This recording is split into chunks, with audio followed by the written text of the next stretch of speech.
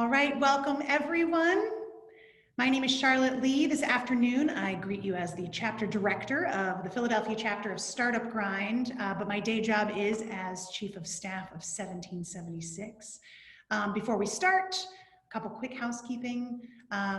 Please keep yourselves muted. I do believe your controls allow you to unmute, but I have found that unfortunate background noise can be the death of a good virtual call. So please keep yourselves muted unless we call out your question, then of course you may unmute. And we love audience questions. If you have any questions during the program, please put them into the chat. If they are sort of relevant to what we're talking about then, I might interject and bring them in that moment. Otherwise, we're going to leave time at the end as well to cover questions. And lastly is that I encourage everyone to join the Philadelphia Startup Grind chapter or your local Startup Grind chapter. If you haven't already, you'll be the first to hear about upcoming events, and you can gain access to some special offers and programs, some growth services, and really cool things that they've got going on. And for anyone new to the program, Startup Grind is the world's largest community of startups, founders, innovators, and creators. There are millions of members across 600 plus chapters in over 125 countries around the world. We bring together like-minded and diverse individuals to connect and learn and teach. This program today, the Fireside Chat, is just one of the kinds of events that Startup Grind hosts. And it's just a really awesome opportunity to learn about someone's journey as an entrepreneur, a business leader. So welcome if this is your first Startup Grind event.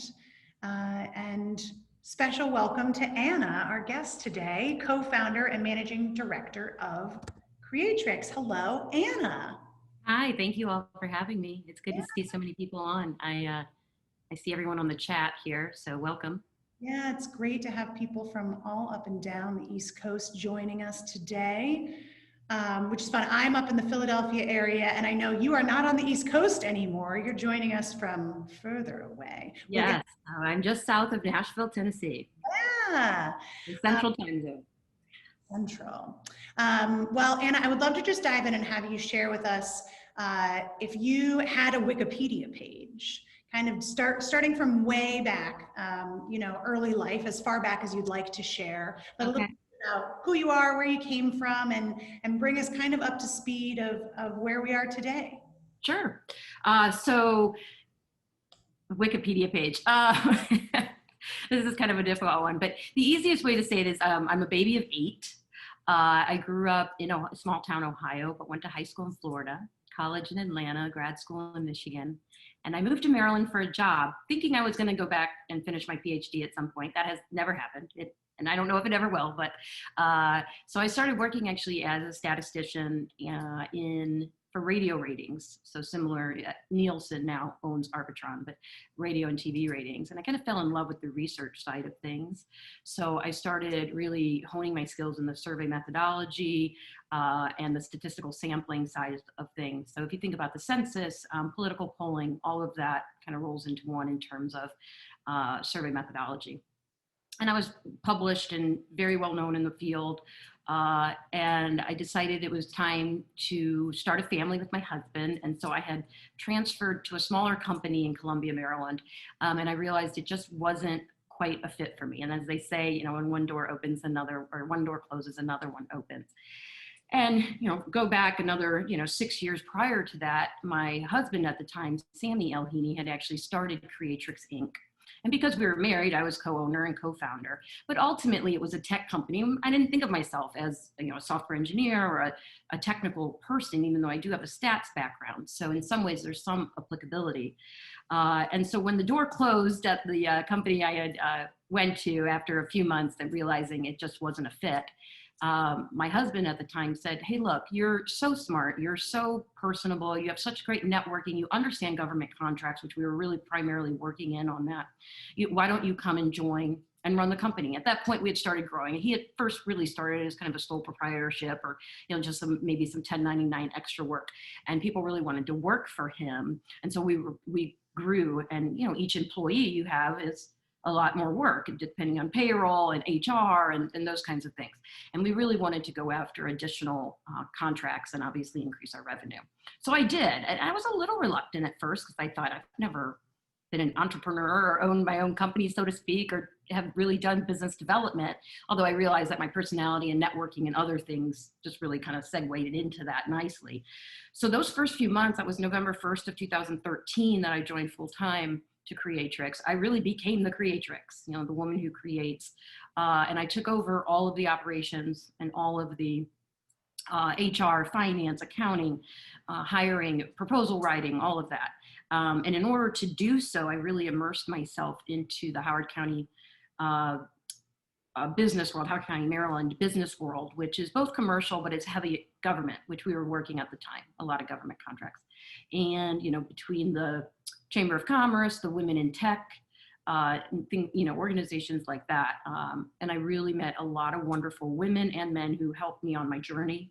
One of the other things I did was I went back to school. I went back to Howard Community College and I took an accounting class and a QuickBooks class. And I even took a C++ class to figure out what all this kind of the basic of software programming was. And so I really started, and I had known some of that being an end user at a commercial company. You know, I understood some of the IT things in terms of requirements and testing and, you know, just from an end user standpoint, not so much as the person doing it. And I really began to forge relationships. And again, with that, we just started growing and we've never grown huge. And partly, you know, it's very difficult to, especially in the government contracting world, but we're also very picky about what we choose to do and who we hire. And because everyone has our name, right? Creatrix. So that's how I got to Creatrix. So I don't have the traditional path of, you know, an entrepreneur. I think, you know, I look back, we were talking about this, Charlotte, I look back and I wonder why. Well, one, I think it does somewhat come from your family. A lot of times if your family's in business or finance or that, you may have you're predisposed to maybe find that interesting. And it wasn't as if I didn't find business interesting. It just really never crossed my mind. And I think innately as a woman, I think I was risk averse. It's like, where's my paycheck going to come? How am I going to pay for my kids kind of thing in the back of my head, maybe subconsciously. So, you know, I'm very thankful to my husband at the time to say, hey, look, you can do this and go for it. So, you know, he was really the impetus for me to become the Creatrix, even though he named it for me. It took, you know, 6 or 7 years for me to really decide to quote unquote retire from my old life and do this. And do I wish I would have done this from the beginning when I was 20 or even 18? Yes, I would have loved to have started then. Of course, I probably wouldn't be as, I don't know, well-rounded is the right word, but I wouldn't have had all those other experiences that I can bring to the table. So I have worked for big commercial companies. I have worked for small companies. I've been on the government side. I've been on the, you know, non-government side. And the only thing I really haven't done is nonprofit. And I've worked with large teams, small teams, and I, you know, run the gamut from different types of employees, different types of teams. And so I think in that way, it really helped me to be able to be a successful business owner and really, you know, bring Creatrix kind of to the new generation that it is. And so recently, about a year ago, we won a large commercial contract in the Franklin, Tennessee area. So, which is great from as a government contractor, anytime you can diversify, especially in the time, you know, luckily most of our contracts are with Department of Homeland Security. So we've not taken a huge hit, whether it would be a government shutdown or COVID or what have you. But it's always great to diversify when you're in business. And especially as a government contractor to have some commercial work as well.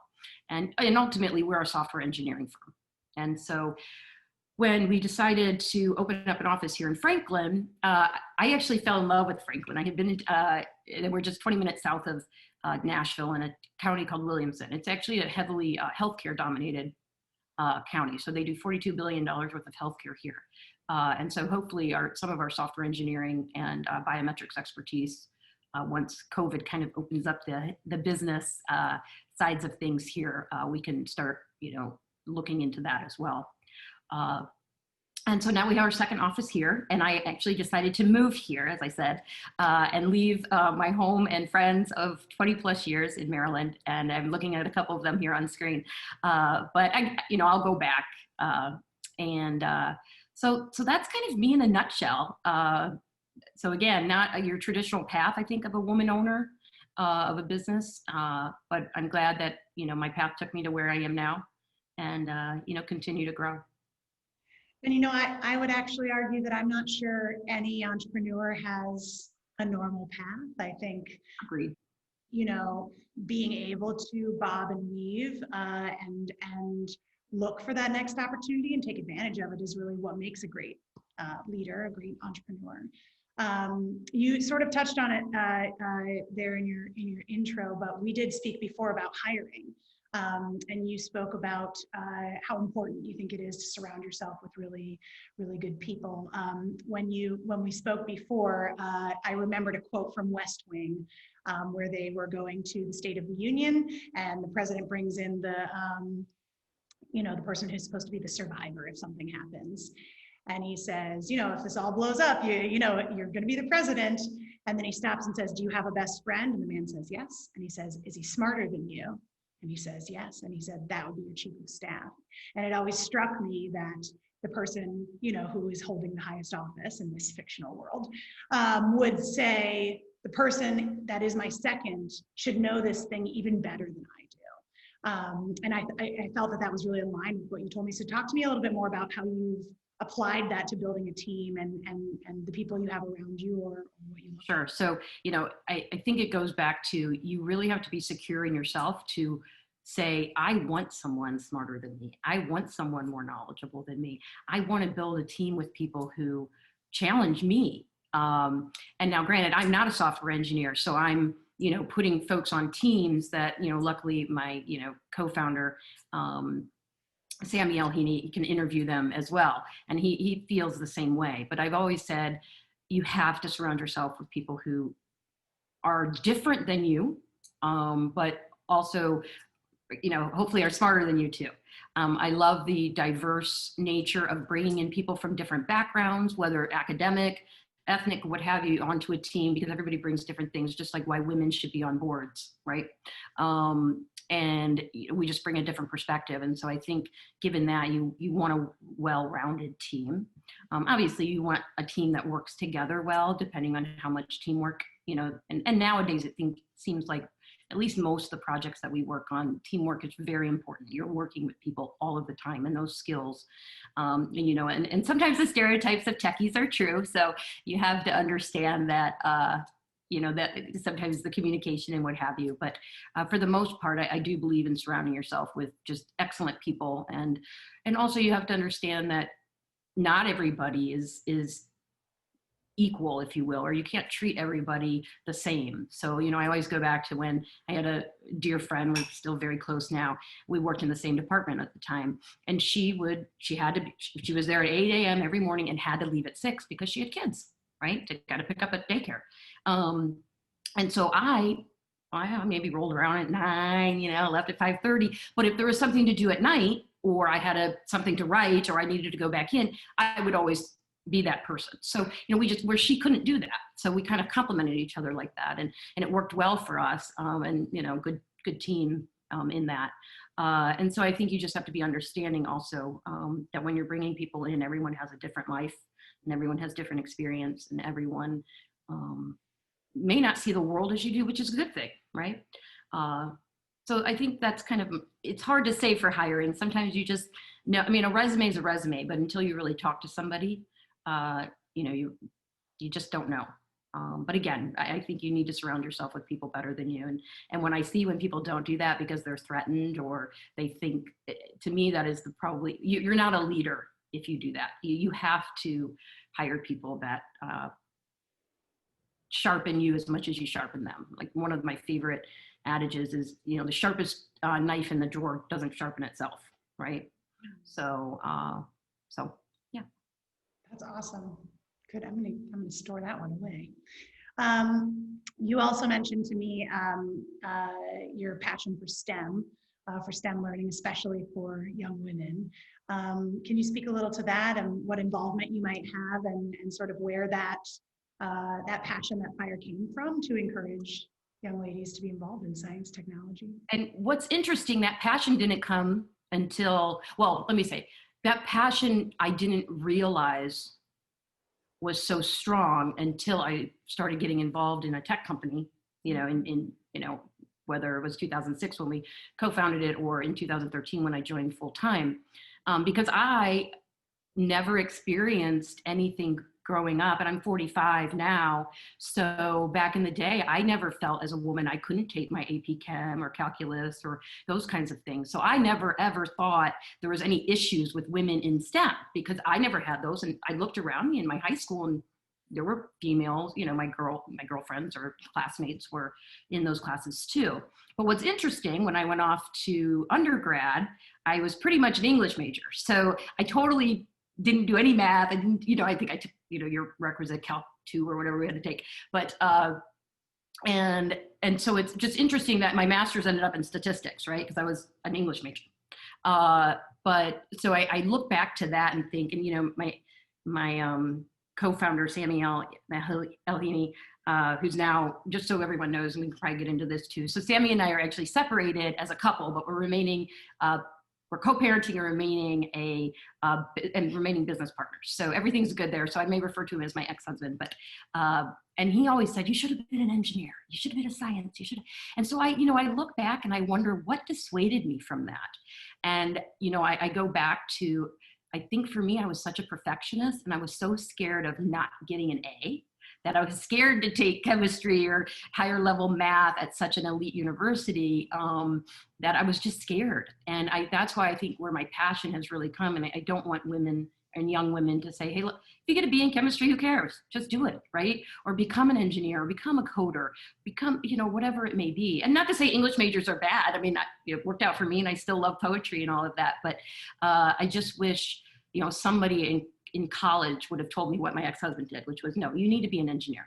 Transfer to Georgia Tech, or do your computer science degree, or do something like that. And again, in my path, it ended up where I am in a STEM field. But I just think that passion, and we can't let young females think that they can't compete. And I also look at it, so in subjects that are objective, meaning there's a right and a wrong answer, no one can tell you did or didn't do it because of your gender, right? I mean, so if you get 100 on a test, it's not because you were a woman or a man, right? You got 100 because you answered all the questions correctly. And so I think sometimes in that way, no one, as a woman going into objective fields, and I know you get into theoretical things and things, but just your standard scientific and math objective field, no one can deny that you equaled and rivaled the male counterparts, right? Because you took everything they did. There was nothing that you didn't. So I think in that way, it helps make us realize that, women can do whatever they want. And yeah. I love that. We are at 1776, we are a very female strong company, and I've always taken a lot of pride in that. And I'm with you. I think it's really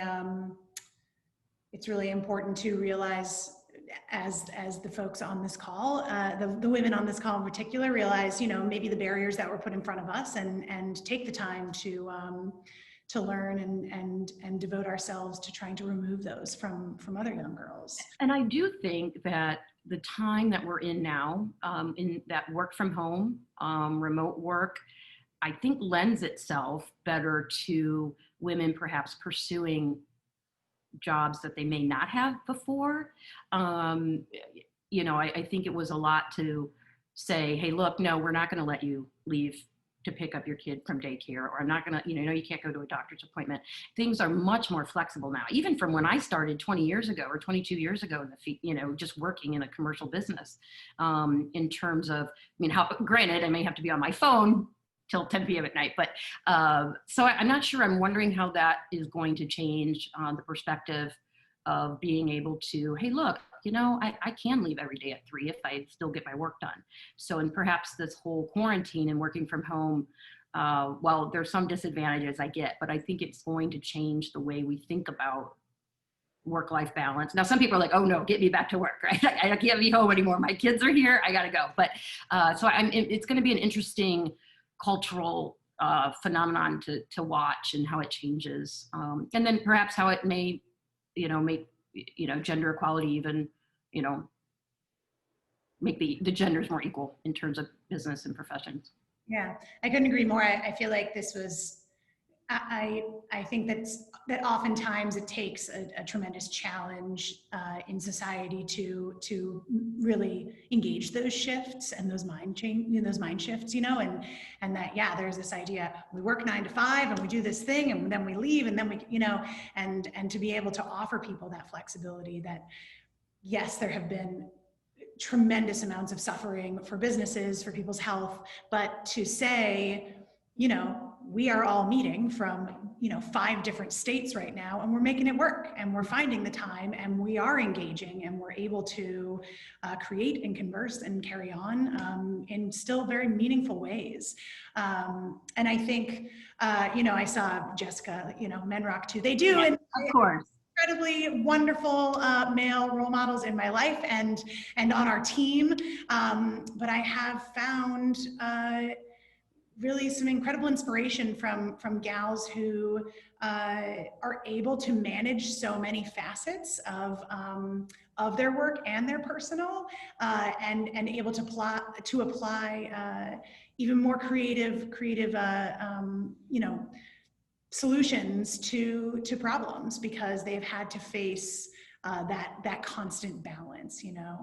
And to Jessica's point, men do rock. And, I wouldn't be here if it weren't for men. I mean, most of my mentors in my life have been male, and including my ex-husband, who pushed me into this and, said to me, you can do this. And so that's one reason why, even in, if you had read my bio, the last 2 years, I was the chair and co-chair of the Howard County Chamber of Commerce Women Leadership Conference.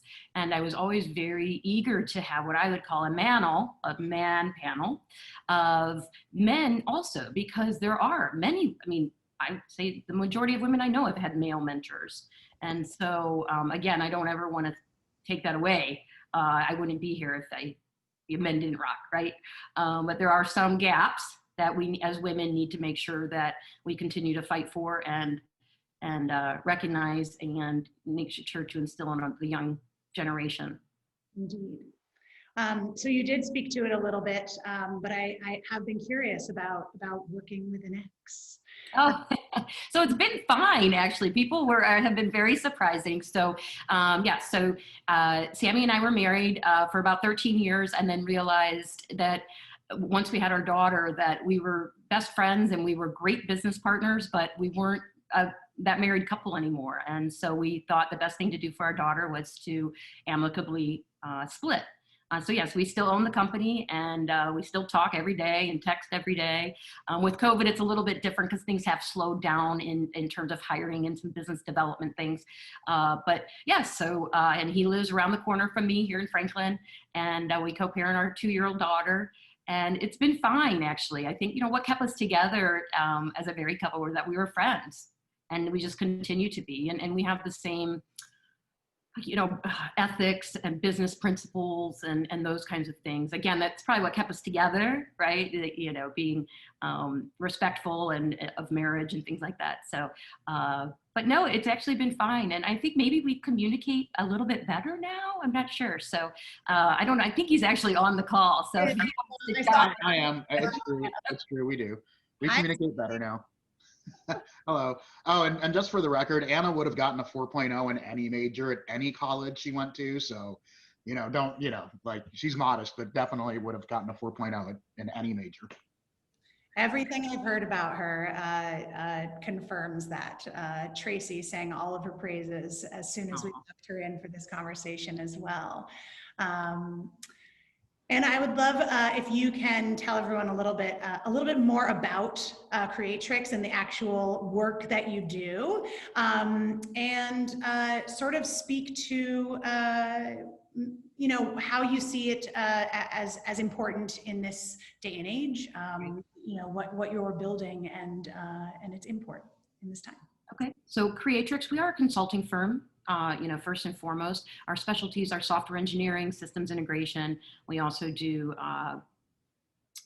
and with our expertise in biometrics. So whether that's face, finger, or iris, recognition and technology-based And a lot of times we're asked to come in and become a systems integrator. So software engineering, systems engineering, and systems integration.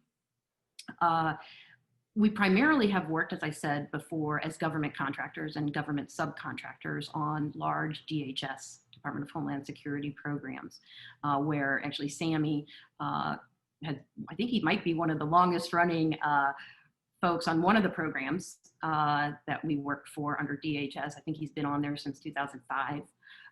And so, you know, he knows a lot about it. And even as primes have changed, we've stayed on, which is a testament to a small company. If you know anything about government contracting, once a prime loses and another prime contractor gets on, almost all the people who worked for them don't work again, right? But we've maintained that relationship and have always stayed with the programs that we've been on, which again is a testament to both Sammy and all of the people that we hire and we bring on and vet to carry the Creatrix name. And again, software engineering with an expertise in biometrics is pretty much what we do. We can come into any company, whether that's government, commercial, nonprofit, and really solve the problems that for some reason that company can't solve at that time.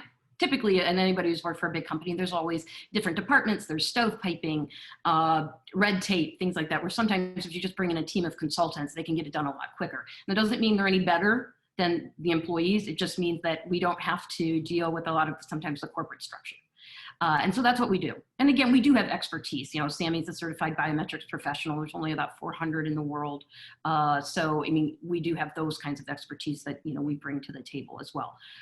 You know, my background in both survey methodology and statistics can come in handy, proposal writing, things like that. And recently we expanded from the government side of things to commercial work, where we were, and it's interesting because of COVID, this is going to sound like, uh-oh, it's dead in the water, but let's hope it's not. But we were designing a system for a company to use biometrics to enter large stadiums for sporting events. So think of an NFL game. Instead of having a paper ticket or something on your phone, you'd actually use your fingerprint. So similar to TSA PreCheck for any of you who have that, or Clear through the airports. So our team here in Franklin, that's what we did pretty much all of last year. And we did debut it successfully at 2 stadiums, San Francisco Levi Stadium and in Newark, New Jersey, I believe the Jets. So that was great. But what was nice, even though now in the wake of COVID, there are no sporting events and we aren't having this huge, you know, groups of people anymore. So what's been great though is Sammy and team here, as I call them, you know, the feet on the street here in Franklin, we're actually helping that company do other things in software engineering and systems integration and biometrics work. So it's been great that we were able to get that done and then stayed on, even though, you know, with COVID, that the NFL stadium thing kind of was halted. And so that's what we do. We can really solve problems that are very difficult. As I said, you know, Sammy is an amazing software engineer, an amazing business person. And then, you know, I can come in and kind of run the show, run the project, do the hiring. So we make a good team like that. And that's what we do at Creatrix. And at some point, you know, I think we're going to start, you know, looking at different divisions. So my analytic experience, my statistical experience, my research experience, I'm actually hopefully going to be consulting on something here pretty soon to talk about diversity and inclusion in law enforcement. And so that's kind of a niche thing that we can do with my background and some contacts I have. And, you know, healthcare, as I said, here in Franklin. So those are kind of what we're looking forward at doing. That's great. And congrats on being able to kind of, again, bob and weave with the times. I know that there are many industries that are just halted because they don't have the ability to kind of address a sort of a side hustle while they're Right. on pause. I am from the Bay Area and I have a few friends that love to attend games in that stadium. I'll have to see if they ever experienced your technology out there. Well, I'm going to open it up to those in attendance. If anyone has any questions, I have a few rapid fire questions that have nothing to do with technology or business. They're just fun, familiar things. But I always do like to make the chat window available if anyone has anything they'd like to ask.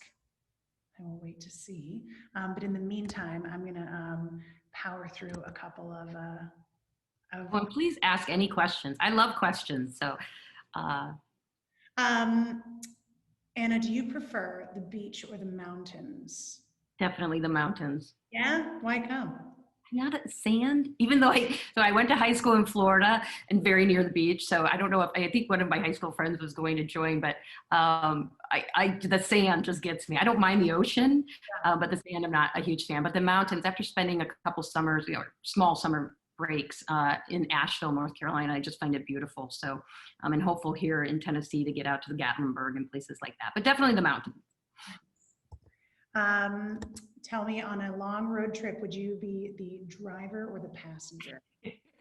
Okay, don't let Sammy reply to this, but I have to be the driver.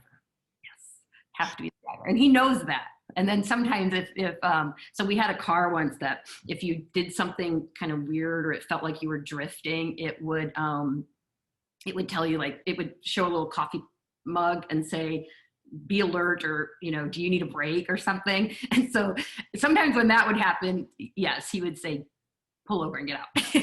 Let me drive. But no, I love to drive. So the last year, I probably did 15 or 20 trips with my nanny, my dog, and my daughter from Maryland to Tennessee. So 11 hours straight. So definitely I'll drive. I also love to drive.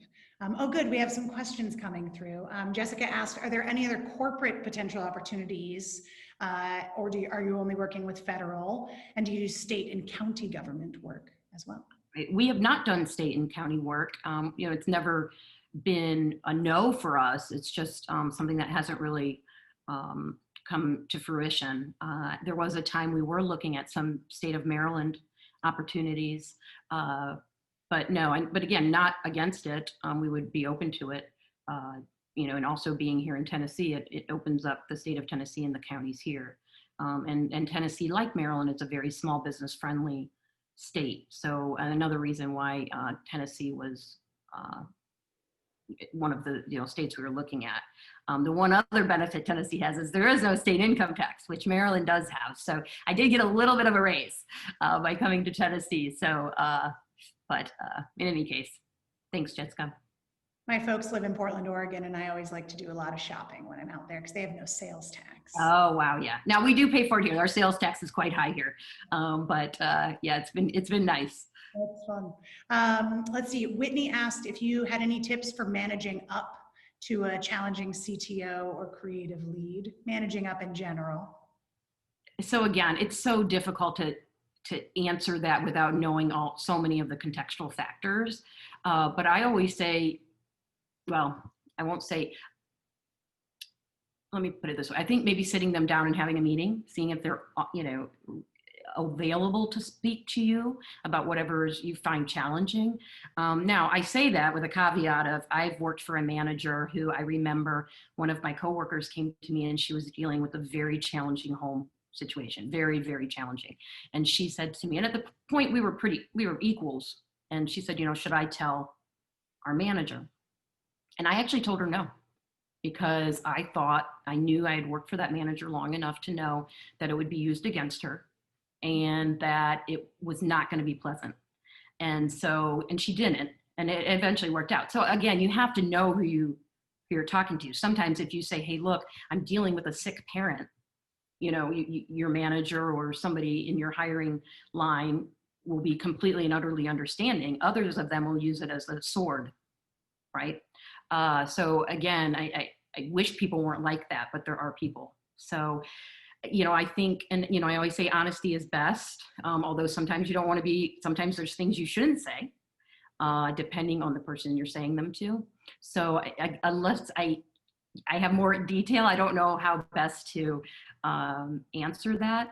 And believe me, there were times that I had meetings with people above me that didn't go so well because I was a little forceful and a little opinionated. And, as I say, in my older age, I've gotten a little bit more calm. And I don't know if that's a good thing or a bad thing, but, or at least responsive to different personalities. So, I mean, I'm happy if you want to contact me, I can give you my contact information. I'm happy to have a chat with you. You can, share with me your issues and I can try to help you. I'm happy to do that. That's very generous, Anna. Yeah, Whitney, you can definitely find her on LinkedIn. I'm sure you guys could connect and talk further. That's very generous, Anna. I think managing up is always a very fascinating process. It is, and especially when they may not have brought you onto the team, right? You may have inherited them or vice versa. And personalities clash sometimes. And it may not be because you're female and they're male. We just sometimes don't really like working with certain people, I guess. Now, obviously, the best person to be is someone who can work with everyone. And one of the things that Sammy always taught me was enemies have no value. And that's something I kind of, live. And I think sometimes as, when you look back on life and, you even think about junior high and high school and those frenemies and things like that. And you think, what in the world? Why did that happen? Right. And then we matured, but some people don't, and you do, and you just don't want to do that. You want to never make an enemy, both either professionally or personally. So again, it's sometimes a very difficult situation. And just like with me in that the job I was at for a few months that I moved closer to home for, it wasn't a fit at all. And it was a very difficult position to be in, but ultimately I knew that I'm not going to win, right? And so I needed to get out. And again, that's what closed the door to then open the door for me to run Creatrix. So. Another question here. Corey asked, how long did it take to win your first contract? And what was the competition and the bidding process like? Right. So the way we actually started Creatrix was, so Sammy was working for another company, a government contractor. And oftentimes certain government contractors lose their work because they weren't performing. And he got to the point where he said, look, I don't want to lose my work because of the company. I'm going to go out on my own. And so ultimately that's what started Creatrix, was that he said, look, if I'm going to lose my work, it's going to be because of me. Right. And again, we've never lost work. And so he, incorporated Creatrix, and then he was rolled onto that project as that independent contractor, we were a corporation, but essentially he was acting as an independent contractor. And so he was well known to the client and to the customer. And because of that, that's how we got onto our first one, so to speak. And then it was just his, expertise and ability to work with others and creative, problem solving that, people then said, hey, you want to come work for us? You want to come work for us? So our first contract was kind of grassroots. It wasn't handed to us by any means. I mean, Sammy worked for it, but they kind of hired him because they already knew him and he worked well. And then the additional ones have come from our biometrics expertise, honestly, and the fact that we've solved some very, very difficult problems dealing with systems integration of biometrics products, and also that we do hire very good people. A lot of those of you who are maybe in the DC area know that a lot of small federal contractors hire people just to put butts in seats and make that profit margin. We won't do that. Everyone goes through a thorough interview process, both with Sammy and myself, along with our client. And if we don't think that you're good enough to be a Creatrix employee, you won't. And so our clients know that, we're not just going to fill a position. And a lot of people won't do that, the smaller companies, because every position you fill ultimately means more money for them, in the government contracting world. But we won't do that. And I think there are times when there's competition and a bidding process, but for the most part, when we work with in that situation, we're dealing with a prime contractor and we're a sub to them. So we aren't really doing that per se. When we go in to do commercial work, yes. Luckily, there isn't much competition for what we do because we're really the only small business who has a certified biometric professional like Sammy on board, and one that comes with our kinds of quals. Typically, we've somebody has said, hey, come over here, or we've been acquired or something like that. So that makes us very unique. And of course, we're a woman-owned company too. Although, that we don't ever use that as a lead. That's just kind of, as I, like to say, kind of just the cherry on top that you get on the icing. And so I think that answered your question. So again, not really kind of the standard path of starting a company and having to go out and bid on projects. Cool.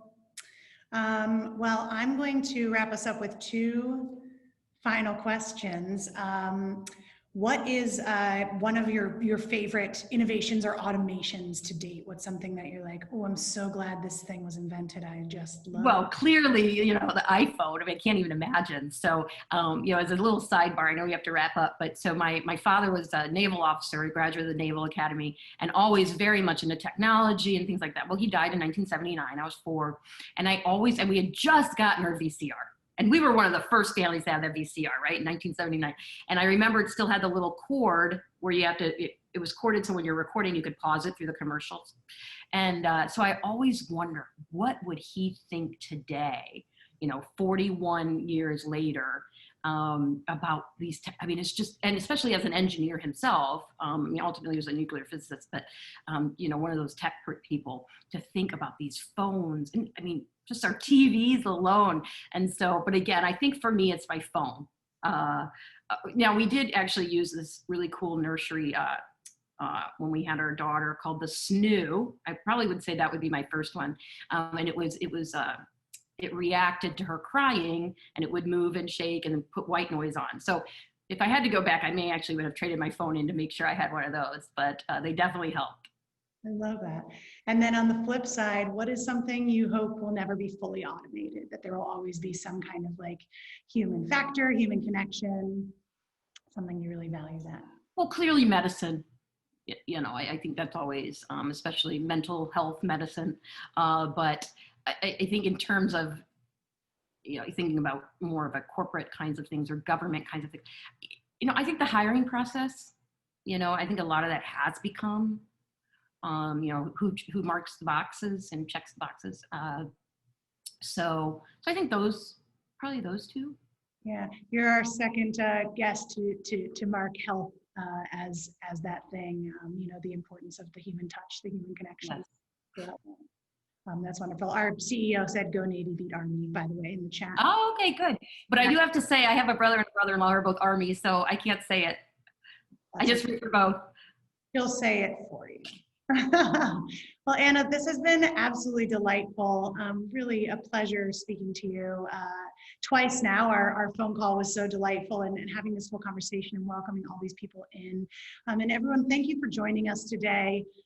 Taking time out of your week, time out of your lunch hour for many of you to join us. I did want to add a small plug. I do work for 1776. We're a network of incubators up and down the East Coast.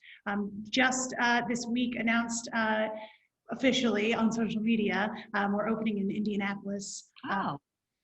Campus coming soon, but we have been really thrilled with being able to shift to these virtual programs, to be able to continue offering this level of connectivity to people, to gain insights from thought leaders, from experts, from innovators. So please tune in to the Startup Grind Philadelphia chapter, and also, of course, please tune into 1776. We have tons of virtual programs that are like this, that are also for business growth, that are for connecting and for innovating. We really believe that startups, small businesses, entrepreneurs are going to be what hopefully get us out of this mess on the other end, when we're all able to come out of our little cocoons, our forced hibernation. So we're in the business of helping you. Please let us know how we can do that, and hope to see you next time. Oh gosh, Unib, I will share in the follow-up email, I will share our 1776 YouTube channel along with the Startup Grind YouTube channel, so that you can see some of our programs and other Startup Grind events that have taken place. Thanks again, everyone. Enjoy your Thursday, enjoy your weekend. I hope you have something lovely planned for yourselves, and hopefully we'll see you next time. Great, thank you all so much. Thank you. Bye.